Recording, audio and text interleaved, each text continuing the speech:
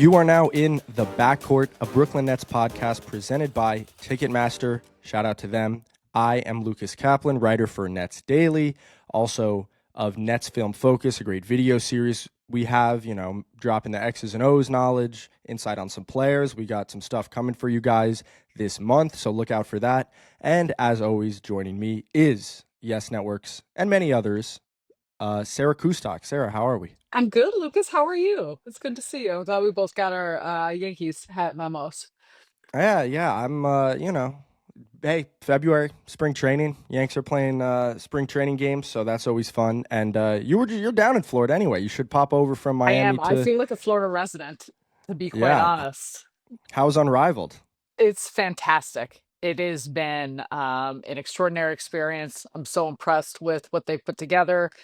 The environment, the situation, circumstance, players, just everything about it has been really, really cool. So I appreciate I know you've been locking in and you're always asking, and I appreciate it. So yeah, thanks. But it's been fun. Couple more weeks and then the postseason, the Oh, unrivaled postseason mid-March. So of course. right I right can't wait. before March Madness, right on the after selection Sunday. Oh, wow, right. Yeah, because it's a month. Yeah, so we're going to have Unrivaled playoffs, March Madness, right into NBA playoffs. That Yeah. will be a great time of the year, as always. And it'll be the start of the MLB regular season. So we got a great couple months coming up, but obviously that includes the Brooklyn Nets, who had a pretty busy week coming out of the All-Star break. Not only did they have 3 games, which we'll get to, but some congratulations are in order. Tyrese Martin was converted to a standard NBA contract, multi-year deal. So huge congratulations to him. And Killian Hayes was then was then called up to the big leagues from Long Island Nets, where he's been killing it down there. So we got them making a couple of transactional, roster moves. And we had 3 games. They opened against Cleveland, beat Philly, and then lost on Monday night. We're recording this Tuesday against the Washington Wizards. But you were in the building for the loss to Cleveland, and I thought that was a great test for the Nets coming out of the break. It was a really fun, close game until about the 7-minute mark of the fourth quarter. Cleveland kind of created some distance. So just what were your overall impressions, takeaways of a matchup with, the top team in the league? Yeah, I think you said it out of the gates, and especially coming out of All-Star break, I thought it was just a really refined performance in terms of setting the tone early, the sense of urgency, attention to detail. There was a lot of things that I was really impressed with, knowing the type of team Cleveland is, knowing how locked in they would be. And obviously, they've got a multitude of players and even new additions. That have made them a team that are a serious contender. And so I think the way Brooklyn played for the better part, to your point, into that fourth quarter, I think one, it was impressive, but two, it's a lot of what we've seen from this group when they've been healthy and when they've been, had the compliments of a lot of their roster available to them. And I think that's what's been exciting about this group overall. It's just when it does not matter the level of competition. It feels like they have a game plan. They will stay within that game plan discipline. And more often than not, they're able to execute. And I think a big part of that too always comes from when they're making shots, as you can say about any team. But I thought overall there was a lot of positives to take from that performance and just the way in which it went. Yeah, the thing that really stood out to me was, they came into the break riding some of the best defensive play in the league, over the previous few weeks, but they hadn't played really a team like Cleveland. To be fair, there are few teams like Cleveland in the league, the NBA's best offense, but especially with their guards that can drive, pass, shoot. And so I was really interested to see, this defense, how they would hold up. They were limiting opponent 3-pointers, but how much of that was luck? Was Cleveland really going to, be able to pop off on them? But not really. I mean, Donovan Mitchell shoots 8 of 21, and he had his foot on the gas pedal really the whole time. Darius Garland has 18 points on, 12 shots and 4 free throws. Those two combined for 6 turnovers. And aside from a couple stretches of just kind of ridiculous individual plays, I think in that third quarter, the Nets really held those two guys down, which I think is a resounding sort of, I don't know, what's the word, success, or just, a successful statement in terms of this defensive identity that they have. Hedging ball screens. You don't see it a lot in the NBA. Applying pressure near half court. You don't see that a lot in the NBA, especially against guards that good. And, the Nets really did their job. I think they had a chance to win that game if they shoot a little bit better than 26% from three. They shoot 11 of 19 at the free throw line. Defense is not why they lost that game, and I think that is a huge positive to take away. What do you think? What were the, I guess, differences, like the separators for Cleveland, stuff that the Nets can look to and say, that's the direction in which we want to take this thing? I think in many like there was a lot of lineups they had that were just so big and long Mm-hmm. and rangy. And obviously again, it circles back to they're a contending team. So the opportunity they have Mm-hmm. to play with a Jared Allen and Evan Mobley on the inside, you bring in DeAndre Hunter and what he looks like. Obviously Donovan Mitchell, maybe not in terms of height, but he might as well cover the entire court in so many ways. Yeah. How he's played, same to be said for Darius Garland. But you kind of go through even someone like Ty Jerome, who has been extraordinary for them. The Plumshy and Sam Merrill, like they're a deep team. They're a deep team, which is why they are a contending team. However, to your point, I feel like there's a lot of players. I mentioned a couple of them, whether it's Ty Jerome or Sam. There's players that have developed within the context of their system or have fit in well or have fit in along and around those stars that has helped to elevate their game. And so I think that's the idea of those type of players when you find the right fits, when you find the right chemistry. I think that's why when we look at players, Cam Johnson is a guy we talk about all the time. But look at players within the context of when they are like core character players that have a lot of versatility, have a lot of upside. You can slot them into different places. You can slot them into different options of what they are on your offensive side, how they fit in a defensive structure, depending on who else the personnel is.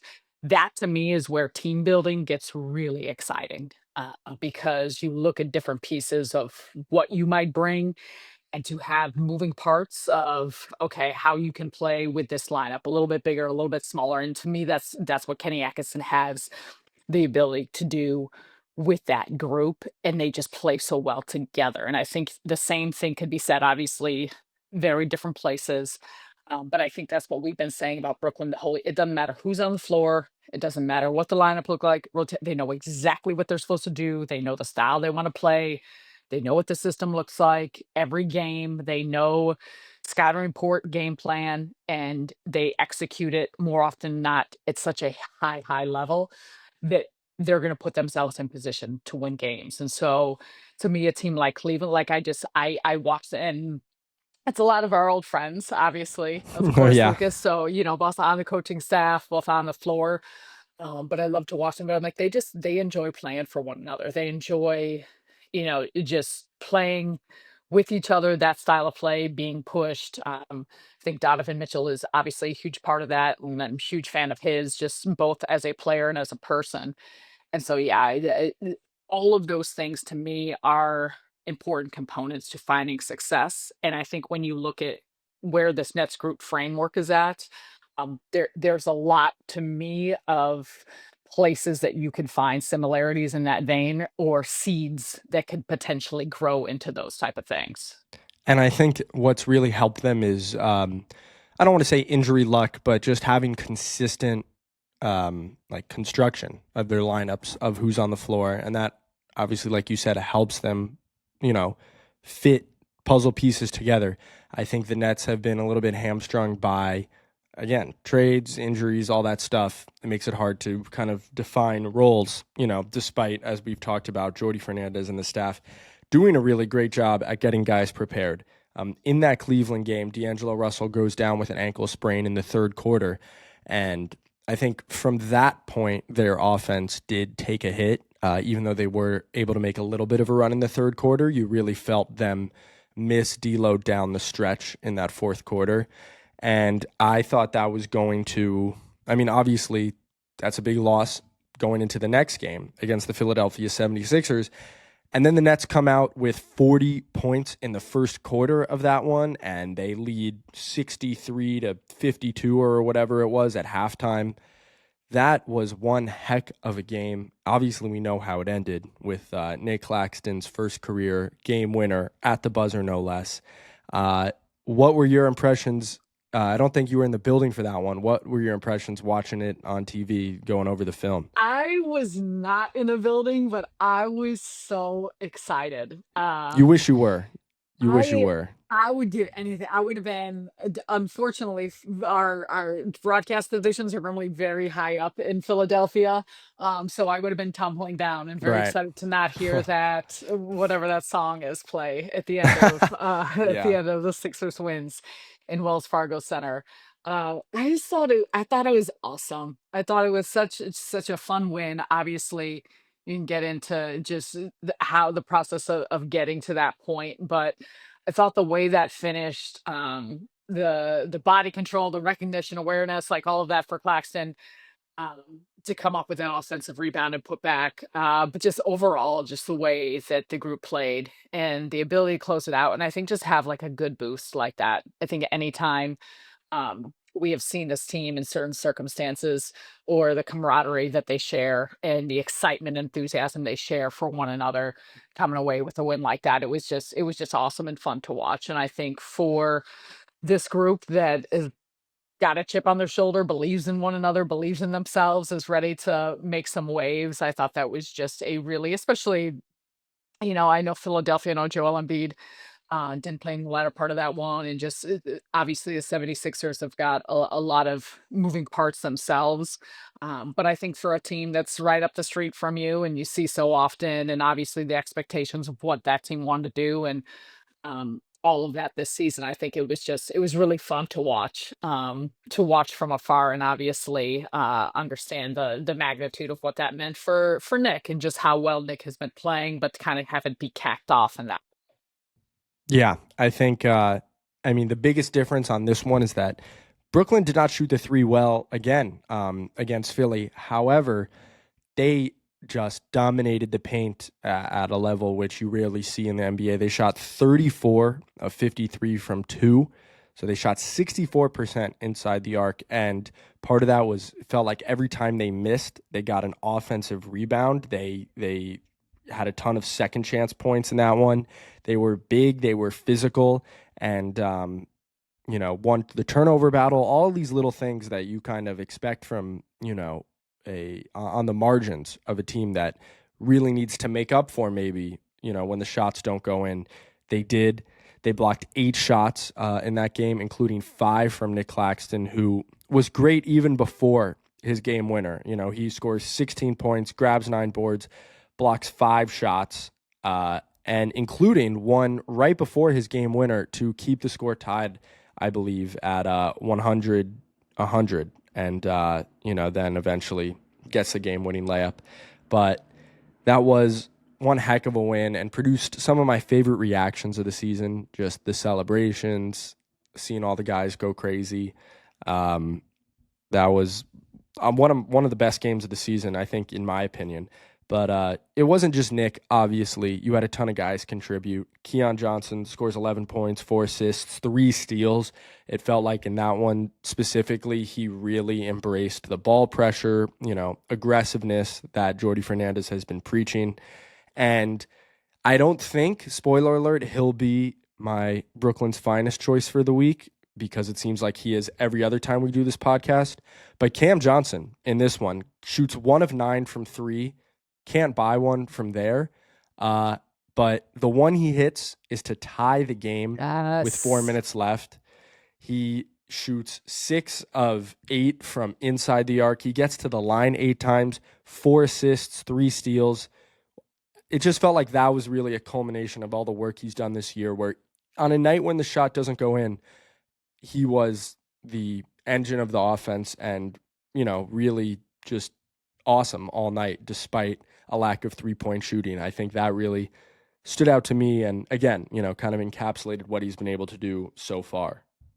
Yeah, I could not agree more. You're stealing my Brooklyn's finest, so I don't want to deep dive into it too much. But no, I think that's characteristic of his career. I think even the night Trendon Watford had and how special he was and how he was able to facilitate and orchestrate so much of what Brooklyn was able to do. Like it was just so many key components to different players and how they contributed, the understanding of it, and to your point of getting in the paint and making that be an area where when shots aren't falling, you're still able to manufacture points in a different way. And it's easy to look at offensive rebounding or second chance points and say, yeah, it's because you're missing a lot of shots, but it also takes the awareness, recognition, and ability to execute a lot of those extra opportunities. And I think that's something at different points throughout the course of the season we've seen Brooklyn been able to do.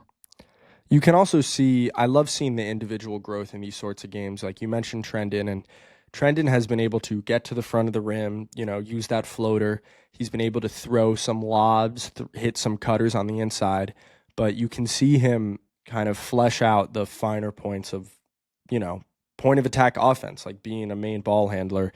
I have a play in my notes at around the 11-minute mark of the fourth quarter where he's getting ready to get a handoff from Nic Claxton, but he back cuts, gets a backdoor pass from Nick to the basket, attracts 3 defenders, and instead of taking, a tough 10-foot floater that he can make, looks off, the help and sprays the ball to the corner to create an open 3. And that's the sort of stuff that, he's going to need to do more of if he's going to be an NBA point guard full time and not just sort of a gimmicky, he can handle the ball every once in a while, but really a full-time ball handler.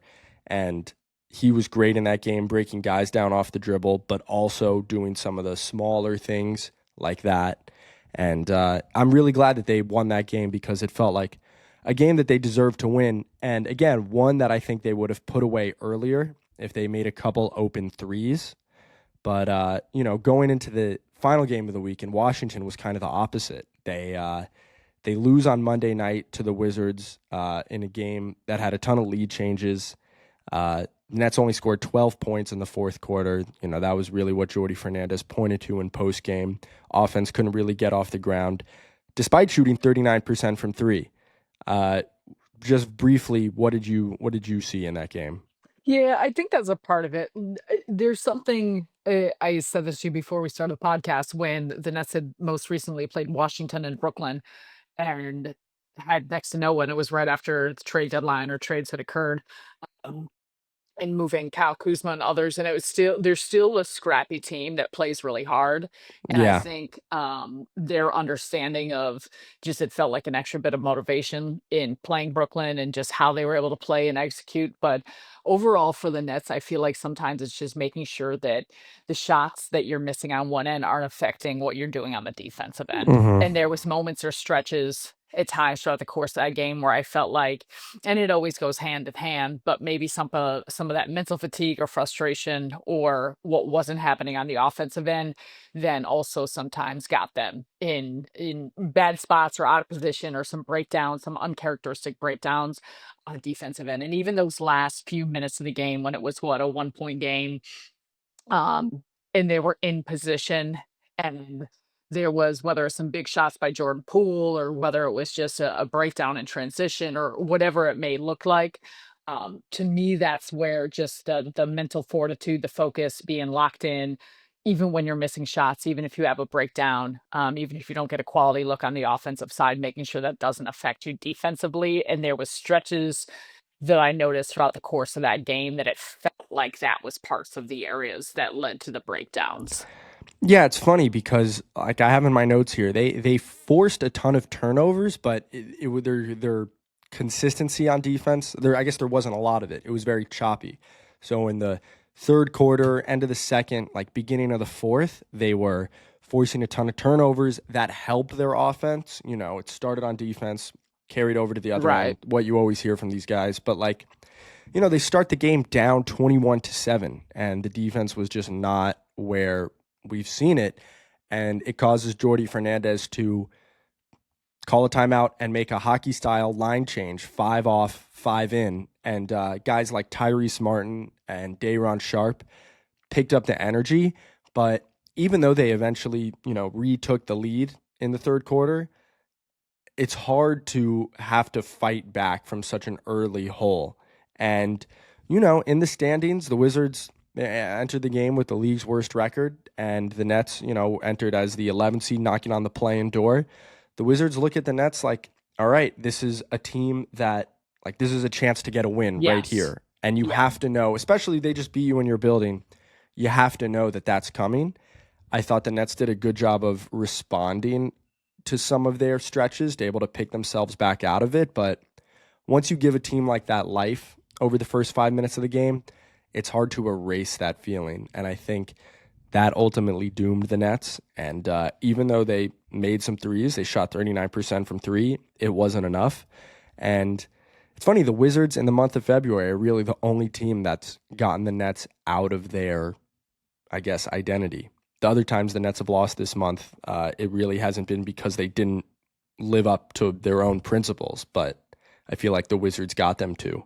I don't know if there's anything, in your experience, psychological about playing a team that has a worse record and maybe their season isn't going the way that they wanted to. I don't know if that somehow has affected Brooklyn, not as an excuse, but just as an observation. You never know. You never know. And I don't think this is this Nets team. I don't think they have a lack of respect for anyone. I don't think there's disregard. Right. I don't think they take things for granted. But I do think sometimes there may be a natural letdown. I will say sometimes too, even just like being in a building, that you need to create your own energy. One, you're on the road to begin with. Two, it's not a building that is packed with a ton of energy, and so you need to create your own energy. You're Right. bringing on the road. I know it was a short road trip, but still, like, it's the second game of being on the road for a couple days. Despite just kind of the point you're at in the season, like there's a variety of things that again are not excuses that Jordy and sure not one of the coaches or players would abide by, but I do Right. think it is important to recognize as an outsider recognizing this, that it's a long season, and getting up for every single game is something that there's the expectation of that, but that is also easier said than done. And these players are humans too, and same side with the Wizards. And you said it, like there's that enthusiasm from them, and probably a hunger, and probably we already beat this team True. not long ago, and we're gonna see them again. We're seeing them in our building. And there's everyone, all these guys are professionals for a reason. I guess is the bottom line. And Right. so I think in some ways, it's not going to be your night every night. And once again, you have moments and you have stretches, and I think the Nets, had that when they're in DC, and you hope to just learn from it, rebound from that, and you're set up for a very big, challenging week here ahead, so you got to lock yourself in for that. Yep. And you trust they have a great opportunity to respond, which they have all season. Their next game is at home on Wednesday, probably after, the night when you're hearing this, against the Oklahoma City Thunder. So another great test. And I do think that's an interesting point. Sometimes it's easier to go on the road and play in a raucous place like Philly, No which question. Yeah. gives you energy. Yeah. And again, it's not, no one's gonna use it as an excuse. No one's gonna, it's the way of the league and the way the NBA and everyone faces it. But I was sitting there in, I experienced that, and it's a different environment. Yeah. And there's different ways that you need to manufacture energy, and sometimes it takes more out of you than others, for different reasons and different ways, and that just contributes sometimes to performance. Hey, Net fans, dunks, dimes, and no-looks are great on TV, but nothing compares to catching them IRL. And that starts with buying tickets at Ticketmaster, the official ticket marketplace of the Nets and the NBA. Ticketmaster gets you to the game so you can catch every highlight in person, from seeing your favorite Net stars up close to hearing the squeak of the sneakers on the hardwood. Put that jersey collection to use and get tickets at Ticketmaster. There's no better brag than saying you saw it live. See you courtside, Brooklyn. I will say it obviously was not all bad. The Wizards, again, made plays. Jordan Poole had some awesome step-back jumpers to close the game out. He's, for all the, I guess, memes and criticism of him and whatnot, his numbers are pretty good this season, and he has stretches where he looks like one of the best isolation scorers in the league. And he gave the Nets some buckets, and a lot of them you got to tip your cap. Chris Middleton and Marcus Smart made a difference. They made some big plays. Yep. So it's not like the Nets just laid down. I don't want to give that impression. And again, they forced 24 turnovers, which brings me to, I think, the biggest positive from this stretch. Over this past month, these past 10 games, right, where they're 7-3 and they've had the league's best defense, they are forcing the most turnovers in the league by a pretty wide margin. In fact, the turnover percentage that they've created is first in the league, and the difference between them and number 2 is the same difference between number 2 and number 8. So they are creating a ton of turnovers. It's leading to points. And I think it's, again, just a total statement of faith, of success in what they're trying to do on defense. And the funny thing is that I don't know how much you put into like metrics like this. They actually are giving up a decent amount of threes and looks at the rim. So if you just look at their shot profile, it's not maybe what you'd expect of the league's best defense. But I guess that brings into question, how much do you put in that? Obviously, they're forcing turnovers, so there's less shots. Obviously, these shots at the rim are getting protected by Nic Claxton and Day'Ron Sharpe. So I guess why, in your opinion, has that not really affected their overall numbers in a negative way? Why? Sorry. No, you're good. Why has I what? guess a defensive shot profile that isn't typical of a league's best defense. They do give up a lot of three-point attempts. Right. They give up some shots at the rim. However, they're awesome. I think in some regards, so you need to factor in pace. Mhm. And with all these metrics and all these numbers, it may already factor in pace. So that's where, again, I defer to you in some regard as opposed to the eye test. But I do think in some capacity, if you're playing at a pace that is more conducive to a team not getting a ton of, if it becomes more of a possession game and then you're forcing some turnovers and you get some extra possessions, then by nature, sometimes that can help you, even if you are giving up a higher volume of 3-point looks or what that appears to be. Yeah, and I don't know, like I think sometimes, when the sample size is not huge, Right. there are certain numbers or certain things that it may take a while for it all to bear out and have a good feel or a good understanding. But I think overall, you're seeing you're seeing not only the turnovers or deflections or the pressure on defense, like you're seeing offenses more disjointed. And I don't know if those Mhm. numbers are baked in there, Lucas, which you would know better than me, but bake into when an offense is that far extended, an opponent offense is that far extended, what they're getting into, how they're getting into, even some of those 3-point looks, even if they're corner shots or higher, like the quickness of them having to take, the speed in which you're coming to close out, like how, at what point of the shot clock, like there's so many variables to me that can't always be accounted for, which may be why teams are missing at a higher rate than you may expect, or where it may seem like, okay, is this an anomaly or is this based on, one thing or another that the defense is doing? But I think all those things add up just in the, for lack of a better way to put it, like for the effort by Brooklyn to understand that they're moving out of string, they're communicating, they're talking, they're coming hard on their closeouts.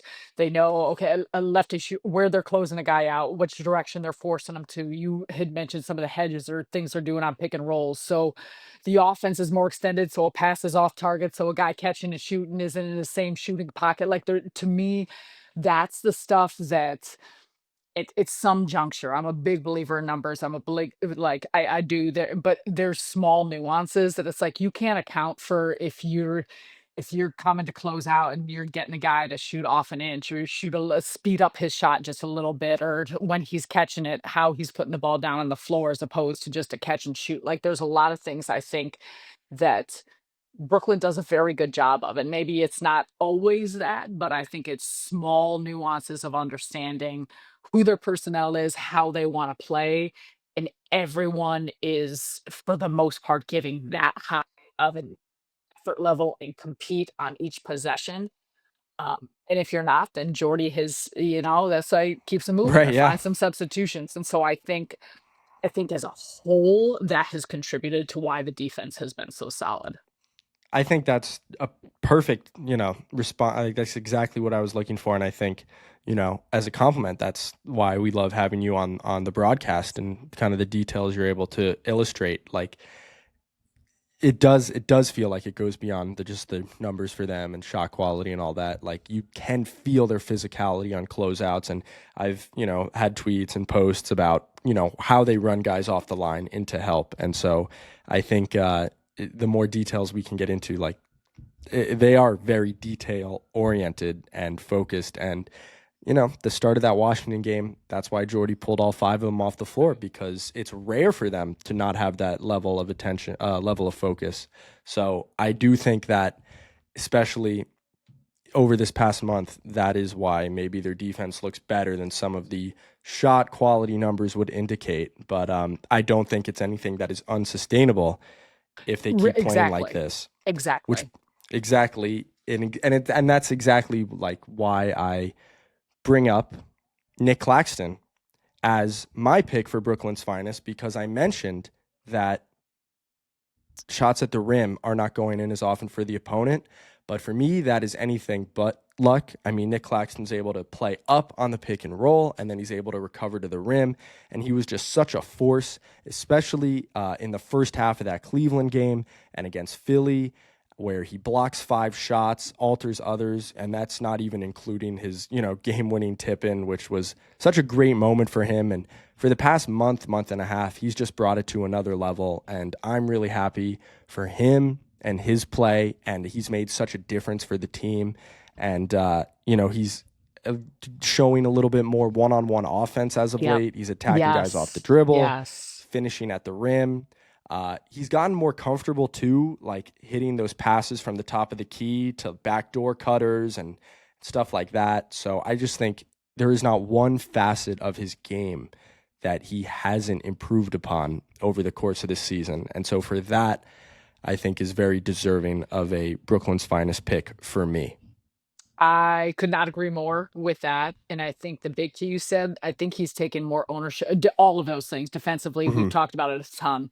But there's certain moments where I feel like he's been more assertive in realizing either where the shot clock is at or what the setup the offense looks like, and creating for himself or taking his own shot, calling his own number.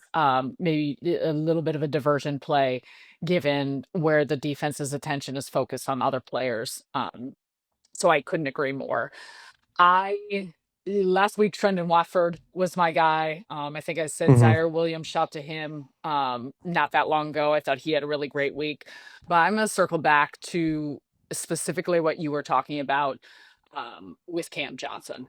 I know I Because kind of spoiled it for you. I didn't mean to. I appreciate it. It means we're on the same page. Yeah.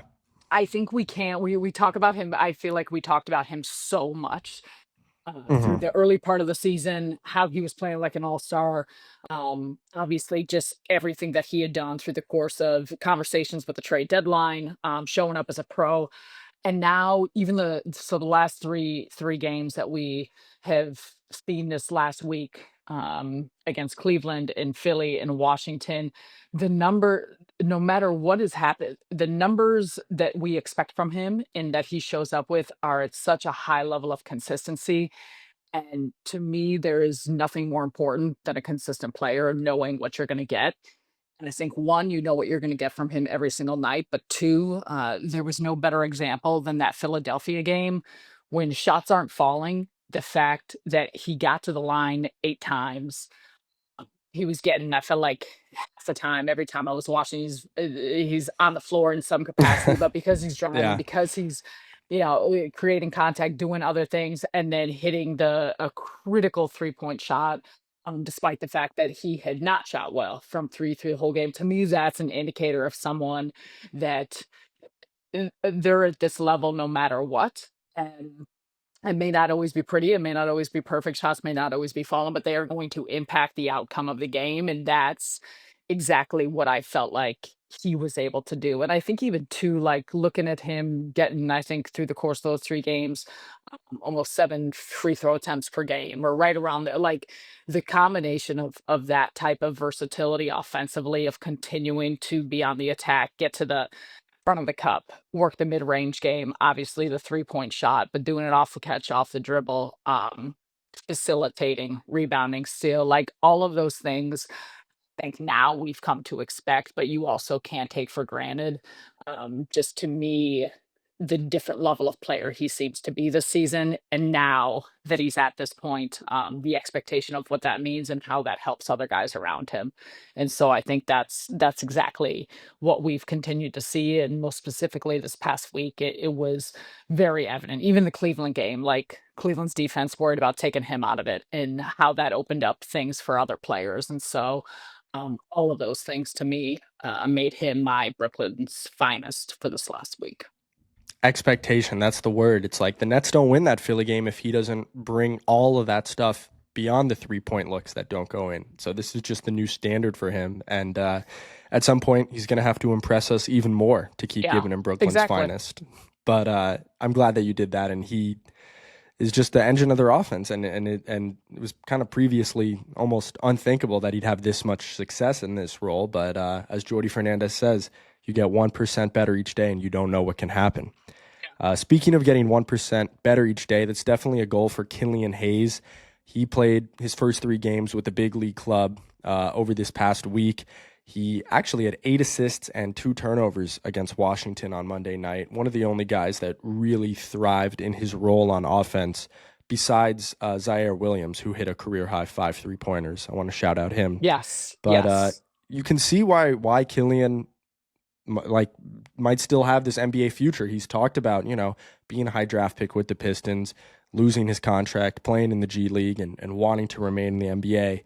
And you can see that he has NBA skills in terms of the floor reading. He had a ton of nice open court assists against Cleveland, against Philly, and then against Washington, you saw a little bit more of it in the half court, probing, driving, getting in the lane, spraying out to shooters. But Jordy Fernandez postgame said, we want him to shoot the ball. We want him to he only took 3 3-point attempts. We want that to go way up. He's going to be in this league if he shows that he can shoot and shoot consistently. And so Killian is my next net to watch, just as he does really intrigue me as a guy that can get the ball popping. And I want to see, over a larger sample size, I really do want to see how much his offense, in the half court, his creation, his shooting, has progressed, because he put up some monster games down in Long Island. He, was averaging 4 threes made a game over his past month or so. So I'm really looking forward to him as my next net, and something to watch for over these final, 2 months or what have you of the season. I'm So gonna with double that, down. sorry, I'm go gonna ahead. double down. No, I was just gonna say I'm gonna double down with you on Killian because I really liked what I saw through the course of preseason training camp. hmm And he got injured, and I think in many ways that kind of changed the trajectory of potentially where he would be or what would be happening with him. Maybe not, but I do think that had an effect. And I think you said it. There's a lot of aspects of his game. There's a reason why he was a lottery pick. There's a reason why there was expectations of the type of point guard he could become, what he can do defensively. Um, and and I think for players like the shooting component, sometimes it's actual shooting and the ability to knock down shots in different circumstances, or just what your shot looks like. But sometimes it becomes so mentally overwhelming. And I'm not saying I never talked to Killian about this, who knows, but I think sometimes when it becomes a thing, and then this becomes a thing that you can't do, and this is the thing that's keeping you from playing in the league, and what that looks like through the course or through the stretch of a long period of time, it does take some time or a different scenario or a different environment to get over that and to be a consistent shooter, or a solid shooter, or at least sustainable, to be able to utilize your strengths on the floor. And I would love to see that for him. I would love to see him translate a lot of what we've seen in Long Island. And I know that's different, but sometimes it's not, when it comes down to just seeing the ball go through the hoop and making shots. And again, not a player that you're relying upon to be a microwave coming in on the floor. Like the things you still need him to do are the things that he can do. But just how do you make sure that the complements of the rest of his game fit and are able to fit with the team, and stretches when he is playing, when he is running things. And so I'd like to see him more. And he obviously is like a great teammate, coachable player, someone that you would like to have in the locker room. And so for all those reasons, yeah, I'm excited to see what he does with just hmm a little bit of a lower pressure situation of knowing he may have some run or may have Yeah. some opportunity to play through, and not to say it's lower pressure, but play through mistakes. And sometimes when you know that you're going to have a leash, um, to play through some mistakes like missing shots. But if you got the other things right, then I'm interested to see how he's able to potentially take advantage of that. And he's going to get run because you can tell he's going to play hard on defense already. I don't want to judge him off 3 games entirely, but took a charge against Cleveland, stripped Tyrese Maxey on a drive against Philly, and he made some other plays. Those are just the ones that stand out, but he's going to earn minutes. He was the first sub off the bench against Cleveland in his first action of the year. So I think Jordy, is not going to yank a guy off there, with a cane, like off the stage. So he'll get run, and so I'm excited to see that. And that brings us, of course, to trivia. We have what should be kind of an I don't want to say easy, but a fairly obvious one. Nic Claxton hits a game winner, buzzer beater against the Philadelphia 76ers. Calls it perhaps one of the 3 best basketball moments of his career. Who is the all-time Nets leader in buzzer-beating shots? Oh, I would say Joe Johnson. You would be right. You would be Okay, I right. was He gonna had say 5 of them. Yeah, I mean, I feel like that. Thank you. I didn't know if you were being tricky that it was easy, but No, yeah, no. that definitely I feels was not easy. being sarcastic. No. Do you want to take a guess at who the 3 other guys with multiple buzzer beaters are? Darren Williams, No. Kind of close, though. Spencer Dinwiddie. No. There's one that you should get. Kyrie Irving. No, it's Vince Carter right behind me. Devin Harris and Keith Van Horn. I think if we let you keep guessing. Devin Yes. would be salty. I did not guess him towards the top, but okay. Yeah, it's okay. I don't want to Keith, throw you. I I'm don't want not to put you sure. out on Main I'm not Street. sure. I'm not sure Keith. I would have maybe eventually got to, but No. I thought, hey, no, maybe Vince, but yeah, no. I should have thought Vince. We've shown enough So, Vince. I mean, through the course I of know. leading I up was to gonna his jersey say. retirement, we showed enough of his buzzer beater, so I should have thought of that. Yeah, we're gonna put a moratorium on that very briefly, but no, it's obviously the one in Utah, the one against the Hawks, and Devin. It was just the 16-year anniversary of his half-court game winner against the Philadelphia 76ers, no less, one day after Nic Claxton's.